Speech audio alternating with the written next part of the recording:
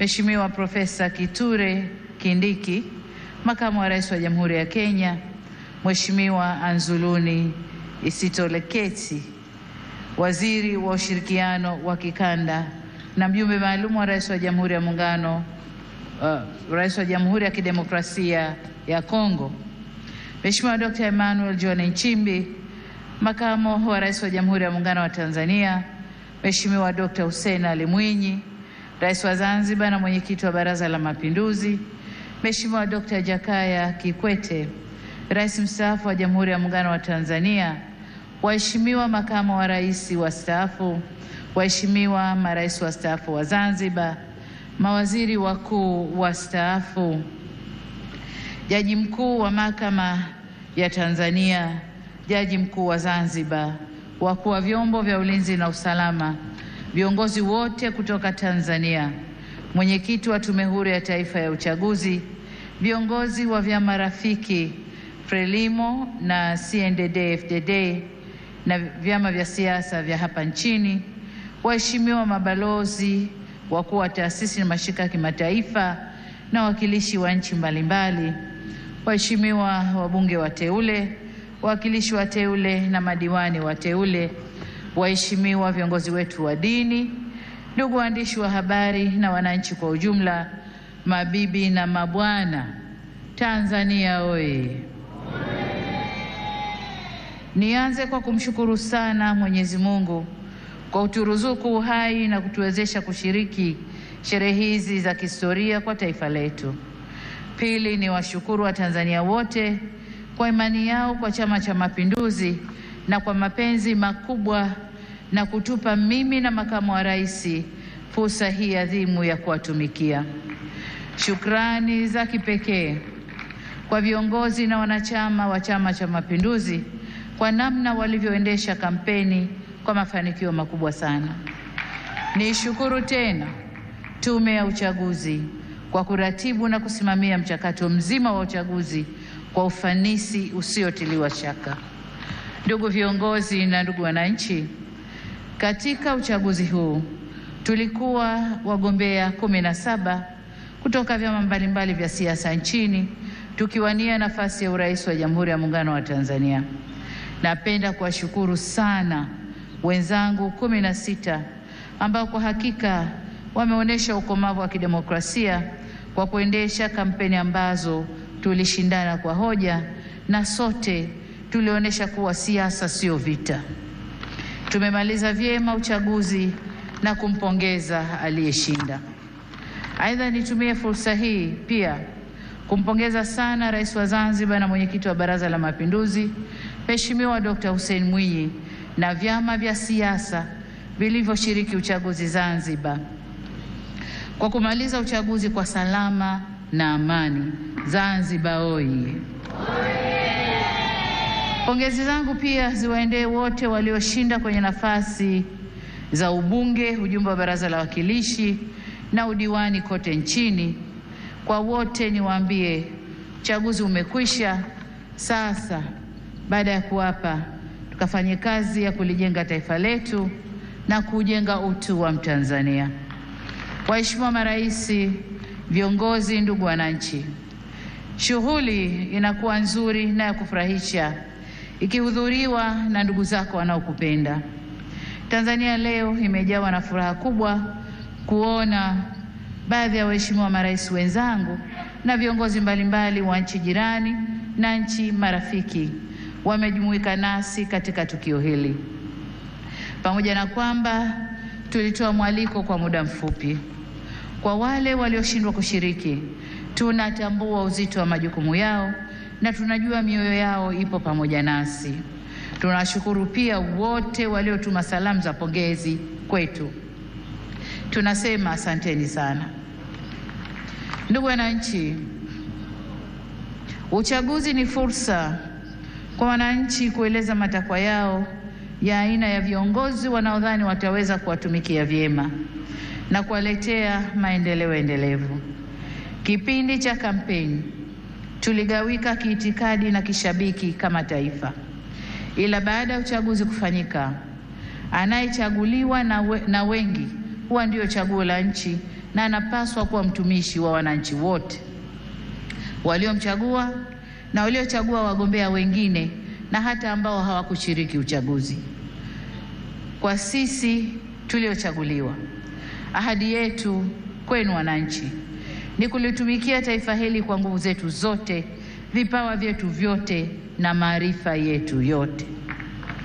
Ndugu zangu wa Tanzania, ni vyema tutambue kwa uchaguzi mkuu wa viongozi wa serikali ni mchakato wa msimu mmoja tu ndani ya kipindi cha miaka 5. Muda mwingine wote maisha lazima yaendelee. Hivyo basi jukumu letu sote kwa pamoja ni kujenga nchi yetu na kuifanya kesho yetu iwe bora zaidi kuliko jana yetu. Niwasihi tuendelee kuilinda itikadi yetu ya umoja na mshikamano. Ndugu zangu, wote tunaitakia mema nchi hii, tumesikitishwa na kuhuzunishwa na matukio ya uvunjifu wa amani, upotevu wa maisha na uharibifu wa mali za umma na mali za watu binafsi kwenye baadhi ya maeneo hapa nchini, hasa kwenye majiji na miji. Kilichotokea hakiendani na taswira na sifa za Kitanzania na sio Utanzania. Haikutushangaza kuona kuwa baadhi ya vijana waliokamatwa kutokana na kadhia hiyo wametoka nje ya Tanzania. Vyombo vyetu vya ulinzi na usalama vinaendelea kufuatilia na kuchunguza kwa undani zaidi kilichotokea na kuirudisha nchi katika hali tuliyoizoea kwa haraka. Kamati ya ulinzi ya kitaifa na kamati za ulinzi za mikoa na wilaya, na wataka muhakikishe kuanzia leo maisha ya wananchi yanarejea mara moja.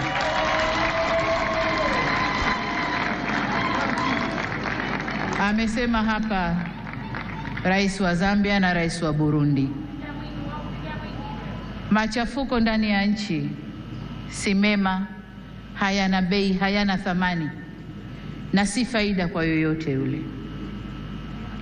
Kwa hiyo ndugu zangu, niwaombe sana tuzingatie umoja, amani na utulivu wa nchi yetu. Ndugu zangu, nitumie fursa hii kutoa onyo kama mama, kutoa onyo kwa wale wote waliochochea uvunjifu wa amani. Na nawataka watambue kuwa vurugu na uvunjifu wa amani huishia kupimana nguvu na uwezo wa kujihami, ila mazungumzo huzaa mshikamano. Sasa tuchague lenye manufaa kwetu, kwani usalama wa taifa lolote hulindwa na wote kwa nguvu zote na gharama zozote. Ndugu viongozi na ndugu wananchi, kama kawaida kwa nchi zenye mfumo wa kidemokrasia hualika waangalizi wa uchaguzi kutoka jumuiya za kimataifa na kikanda kuja kushuhudia mchakato wa uchaguzi. Uwepo wao huongeza uhalali wa juhudi zetu za kuhakikisha uchaguzi unafanyika kwenye mazingira ya uwazi, haki, heshima na utawala wa sheria. Kwa muktadha huu, tunazishukuru jumuiya zote zilizoleta waangalizi wa uchaguzi. Kutoka Afrika, tulikuwa na waangalizi kutoka Umoja wa Afrika AU, Jumuiya ya Nchi za Maziwa Makuu ICGLR, Jumuiya ya Maendeleo ya Kusini mwa Afrika SADC na Jumuiya ya Afrika Mashariki EAC.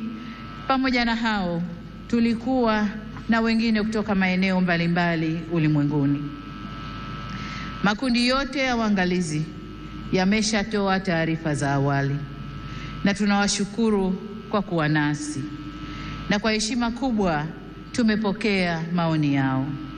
Hata hivyo, kama alivyowahi kusema Rais wa awamu ya 3 ya Jamhuri ya Muungano wa Tanzania hayati Benjamin William Mkapa mwaka 2000 wakati akiapishwa kuwa rais, na hapa nanukuu kipande tu cha hotuba hiyo kinachosema: na washukuru watazamaji wa kimataifa kuja kushuhudia uchaguzi wetu ulivyofanyika.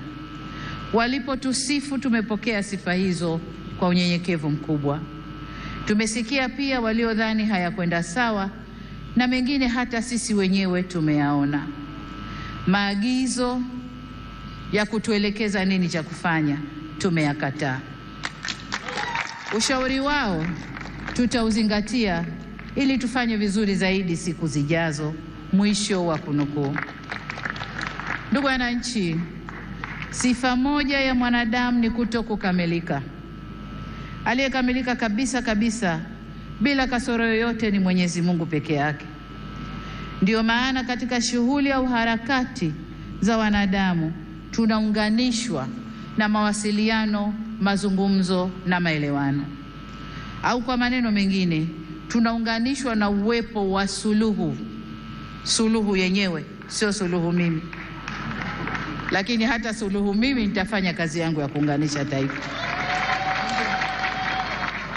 Kwa hiyo tunaunganishwa na uwepo wa suluhu ya mambo katika jamii zetu. Kama mnavyofahamu, katika kuliunganisha taifa, serikali ya awamu ya 6 tulianza na falsafa ya R4 inayosimamia misingi ya kuzungumza na kuelewana, kuvumiliana, kubadilishana au kubadilisha mwelekeo baada ya maelewano na kuendelea kujenga taifa letu. Tunapoendelea mbele, hatutachoka wala kurudi nyuma kwenye kusimamia yote yanayohusu kujenga umoja na mshikamano wa taifa letu. Ndugu wa Tanzania, mkusanyiko wetu leo hapa sio kwa ajili ya kuwazawadia walioshinda kwenye uchaguzi, la hasha, bali ni matakwa ya kikatiba ya kukabidhiwa dhamana ya kuwa mtumishi mkuu wa taifa katika kuleta maendeleo endelevu kwa maana ya uimara wa kiuchumi, kisiasa, kidiplomasia na kijamii. Ili tuweze kuyatimiza hayo, hatuna budi kuhakikisha tunahimizana umoja na upendo kwa nchi yetu. Tunadumisha amani na kuheshimu sheria za nchi. Kinyume cha hayo, maandamano, vurugu, uvunjifu wa amani husababisha maumivu na havileti manufaa wala faida kwa yoyote yule. Ni wasihi wa Tanzania tuchague hekima badala ya ghadhabu, busara badala ya mihemuko, upendo badala ya chuki, uvumilivu badala ya vinyongo, umoja badala ya mgawanyiko na amani badala ya vurugu. Lakini vile vile ni wajibu wetu kuchagua unyenyekevu badala ya kiburi na huruma badala ya hasira. Taifa letu ni moja na lina nguvu zaidi kuliko mtu yoyote yule. Demokrasia haipimwi kwa nani kashinda uchaguzi, bali kwa jinsi tunavyoendesha mambo yetu baada ya uchaguzi. Tutakuwa na nguvu zaidi pale kila sauti chanya au hasi zitakaposikilizwa, kuheshimiwa na kuthaminiwa, na vile vile tunapoweza kuponya wenye maumivu. Hii si kazi ya upande mmoja wa serikali peke yake, bali ni kwa kila jumuiya za wananchi, vyama vya siasa, dini zetu na kila mwananchi. Na hapa nitumie fursa hii kuwashukuru kwa dhati ya moyo wangu viongozi wa dini waliohimiza amani na upendo katika kipindi chote cha kabla uchaguzi, wakati wa uchaguzi na sasa baada ya uchaguzi, wanavyoendelea kuhimiza amani na upendo. Ndugu zangu, nimeamua kutumia jukwaa hili leo kushukuru na kupongeza kwa kumaliza uchaguzi, kuhimiza umoja na mshikamano wa kitaifa na kusisitiza kwamba Jamhuri ya Muungano wa Tanzania kama taifa ni muhimu zaidi kuliko matakwa binafsi ya mtu yoyote. Masuala ya mwelekeo wa kazi za serikali kwa miaka 5 ijayo na ufafanuzi wa kina wa hatua zitakazochukuliwa kutekeleza dhana ya kazi na utu utatolewa katika hotuba ya uzinduzi wa Bunge la 13 la Jamhuri ya Muungano wa Tanzania. Baada ya kusema hayo, niwashukuru wote kwa kujumuika nasi kwenye tukio hili muhimu na la kihistoria. Nimepokea pongezi kwa heshima kubwa, na sasa safari ya kuwatumikia Watanzania kwa kipindi cha pili cha awamu ya 6 inaanza rasmi. Nawashukuru wananchi wote wa Tanzania na ni imani yangu kwamba tutashirikiana ndani ya safari hii. Asanteni sana kwa kunisikiliza. Mungu ibariki Afrika. Mungu ibariki Tanzania. Amen, amen, amen. Asante sana Mheshimiwa Rais wa Jamhuri ya Muungano wa Tanzania. Naomba niwaalike viongozi wote na wananchi tupunge bendera juu, tumpongeze Mheshimiwa Rais.